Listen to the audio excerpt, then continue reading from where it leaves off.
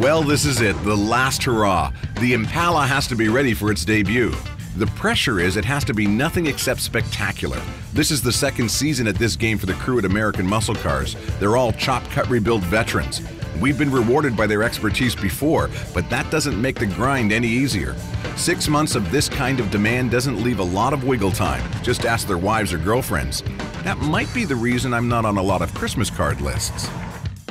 We've been doing this for so long now, we have a name for what today is. It's the last day of assembly for the build team before we show the car. We call it Mad Thrash Day. Thrash because everything's put together as fast as possible. And mad because, well, you're either going to go that way or someone's going to get that way. When Dan arrived today, I had started putting on the mirror that mounts to the driver's side door.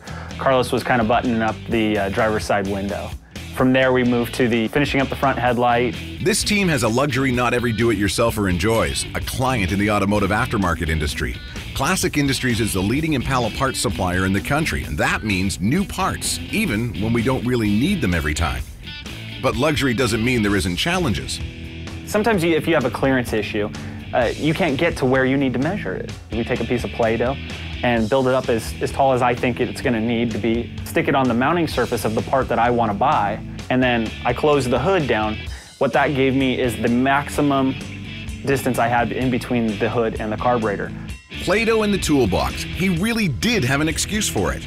I would say from original design to finished product, the Impala has exceeded our expectations, and I hope Classics as well. I don't think there'll be much doubt with the quality of this project. It's so clean it has toys you won't even see when you sit on them.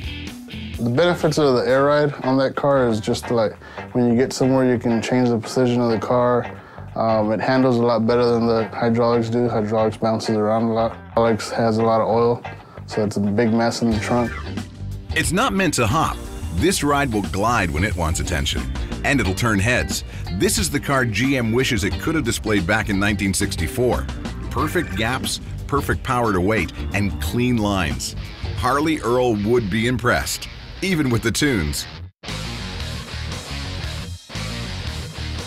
I think that's working. I think it's okay. Look at the junk in this trunk.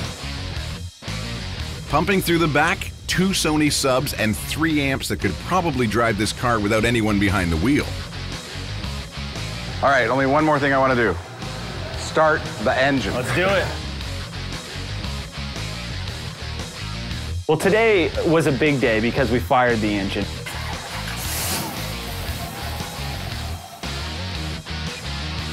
There it is, the sweet sound of crated GM Performance bow-tie power, purring like a contented cat.